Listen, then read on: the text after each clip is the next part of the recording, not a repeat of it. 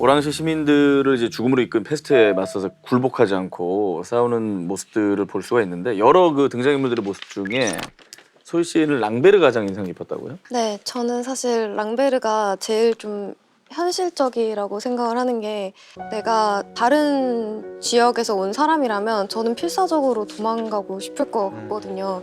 근데 필사적으로 도망가고 싶다가도 인연을 맺어가면서 정이 쌓이고 이러니까 나중에는 양심에 찔려서 도망 못 가잖아요. 근데 저는 그럴 것 같아요. 마지막에 인사하러 갔다가 도망을 못 갈 것 같은 거죠. 그래서 좀 그냥 제가 봤을 때 개인적으로 좀 공감이 많이 가는 캐릭터였어서 저는 랑베르가 제일 기억에 남아요. 그때 랑베르가 이제 양심 때문에 결국은 떠나지 못했다는 말씀을 하셨잖아요. 네. 근데 그 양심이 참 중요한 것이 까미가 1957년에 노벨 문학상을 받잖아요. 네. 왜 까미에게 노벨 문학상을 줬는지 그 문구를 읽어보면 왜 줬대요? 우리 시대 인간의 양심의 문제를 명확하게 조명했기 때문이에요. 우리 시대 인간, 바로 이 20세기 중반이죠. 전쟁이 끝난 2차 세계대전이 끝난 이후 사람들에게 양심의 문제를 가장 명징하게 보여준. 근데 아마 이 소설에서도 양심 문제로 가장 첨예하게 나오는 인물이 바로 랑베르일 것 같아요. 랑베르의 이 모습이 노벨상 위원들의 마음을 움직인 거죠.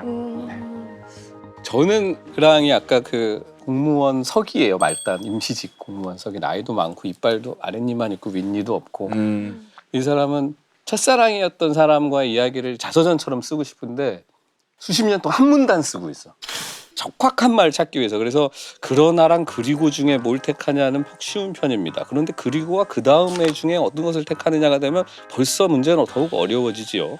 그 다음에와 이어서가 되면 어려움은 더해집니다. 이어서도 써. 그러니까 이러느라 수십 년을 보낸 사람이에요. 근데 이 사람 정말 아무것도 아니고 어떻게 보면 좀 답답하고 조금 우스꽝스럽기도 한 사람이지만 이 사람이 결국은 보건대에 일해서 묵묵히 자기의 그 잘 자라는 서기 인물을 소화합니다. 그러면서 까미이자 리웨가 반드시 이 이야기 속에 한 사람의 영웅이 있어야 한다면 서술자는 바로 이 보잘것없고 존재도 없는 영웅, 가진 것이라고는 약간의 선량한 마음과 아무리 봐도 우스꽝스럽기만 한 이상밖에는 없는 이 영웅을 여기에 제시하고자 한다. 무슨 얘기냐 하면 이게 멋있는 사람들 나는 목숨을 바치겠어 하는 사람들의 이야기가 아니라 결국은 이 리우가 계속 주목하는 건 그냥 책임감을 가지고 우리 세계에 보이지 않는 곳에서 자기 일을 충실하게 하는 사람들이야말로 이 재난을 극복하게 진정한 하는 영웅이다. 힘이다 라는 것이어서 그랑이라는 인물에게 막 감정이입을 하다가 이 사람이 병에 걸리잖아요. 그래서 그랑마저 죽으면 어떡하지 하는데 이 사람 살아남아요. 다행이네. 그러니까 약간 비유를 하면 그 패스트가 우리나라를 침략한 이제 임진왜란 때 일본이라고 비유를 하면 그 임진왜란을 기록한 리웨가 이제 류성룡 정도 되는 거예요. 징비록으로 남긴 거고 타루가 이제 이순신이죠. 마지막에 다 노량해전에서 별로 가니까. 그다음에 여기서 말하는 이제 그랑서기는 이름은 유성룡 이순신이 남지만은 뭐 노를 저을 수도 있고 밥을 할 수도 있고 땅을 팔 수도 있지만 묵묵히 일했던 그 의병은 이제 그랑이라고 볼 수 있고 랑베르는 뭐 없어요? 랑베르요. 하나 해줘요. 그 임진왜란 예를 들긴 좀 그렇고요. 뭐 비슷한 예인데 네. 나중에 이제 국권 피탈 당하잖아요. 네네. 일제강점기 직전에 네.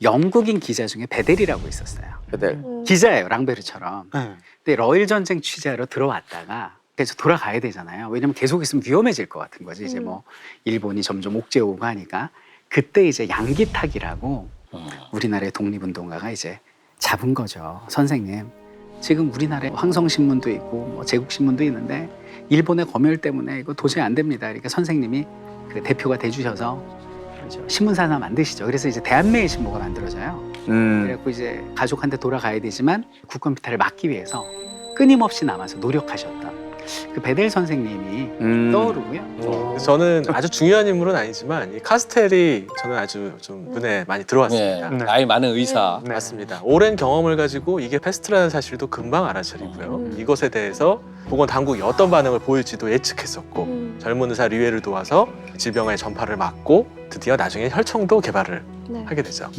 결국 이 카스텔이 좀 과거의 지식을 바탕으로 한 혁신을 상징하는 것이 아닌가 이렇게 생각합니다. 그렇네요. 패스트에서 장타루는 사람은 제각기 자신 속에 패스트를 지니고 있는 거다. 오늘날에는 누구나가 어느 정도는 패스트 환자니까 이런 말을 합니다. 이 시대의 패스트라면 어떤 거라고 생각하세요?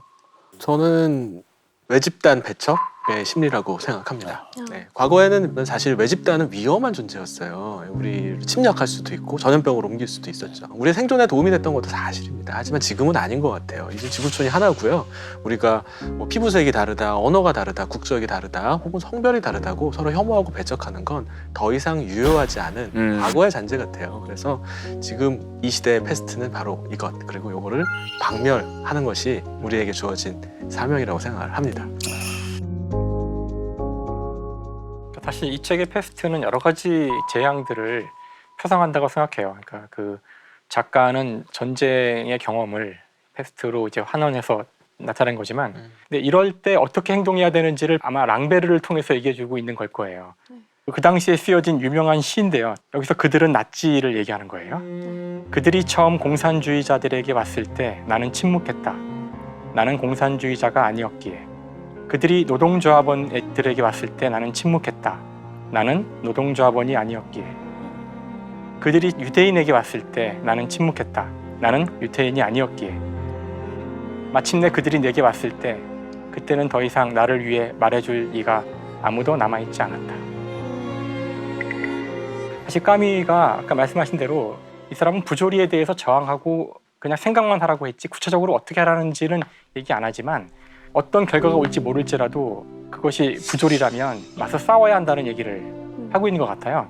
그래서 지금 당장 나한테는 이에 따른 어떤 나쁜 일이 벌어지지 않는다고 해도 언젠가는 내가 아니면은 내 자손이 당할 일일지도 모르거든요. 우리가 이 문제를 이 책이 다루듯이 진지하게 다뤄야 된다고 생각해요. 성실하게.